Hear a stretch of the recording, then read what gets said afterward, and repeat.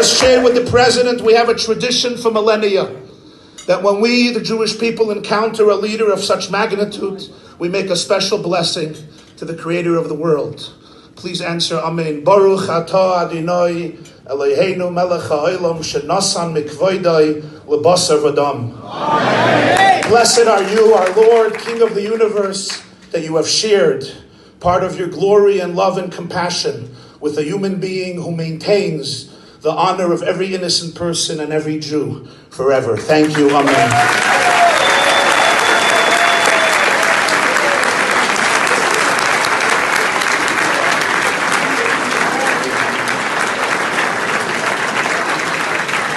I like him.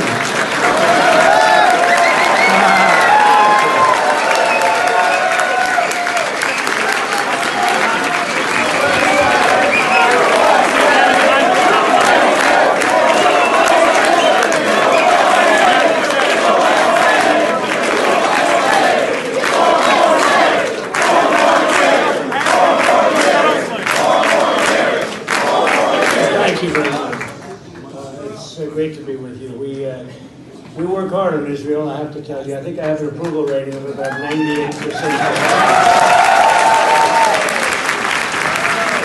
Like if anything happened here, I'm taking a trip over to Israel. I'll be Prime Minister there very soon. What kind of a system is it over there, right? With Bibi and they're all fighting and fighting. It's, we have different kinds of fights, but at least we know who the boss is. They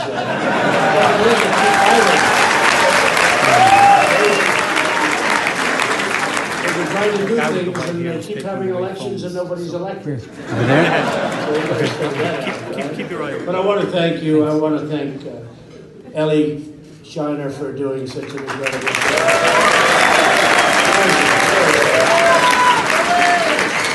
Thanks,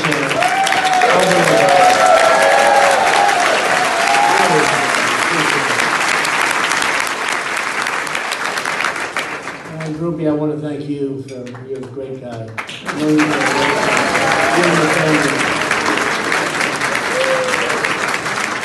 And Tobias, where's Tobias? Where's Tobias? Where is he? That's it. Did she introduce Tobias? I know you as Ruby. What the hell kind of a thing is this?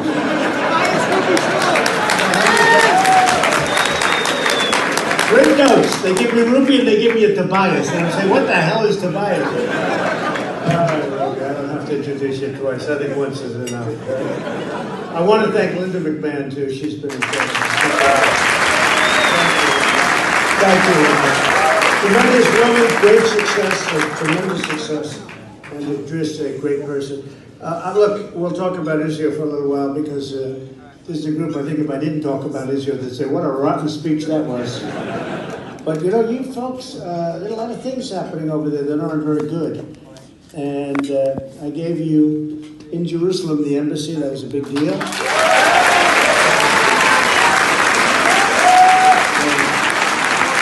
For every president, promised it, and I understand now why they didn't do it, because they all promised it, never got it done, and that's for many presidents, right? That's been going on for many decades. Because when I got to office, the pressure that was put on me to not do it was incredible. I got a call from every leader of every part of the world practically, but especially that part of the world. Kings, you understand kings, right? Kings. And kings of countries that were slightly different.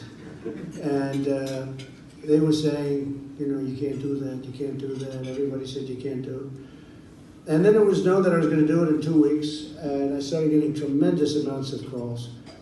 And I didn't, you know, I don't like saying no, so I didn't take the call. I said, listen, just tell them I'm going to call them back. I'm very busy, I'll call them back. And then I did it. We got it done. It's done. We got it built.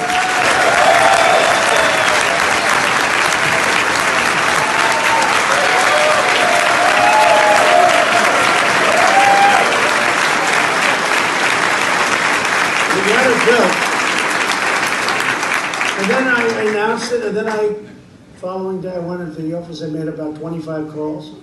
Hello, King, how you doing? Oh, I wanted you to call me back, so why?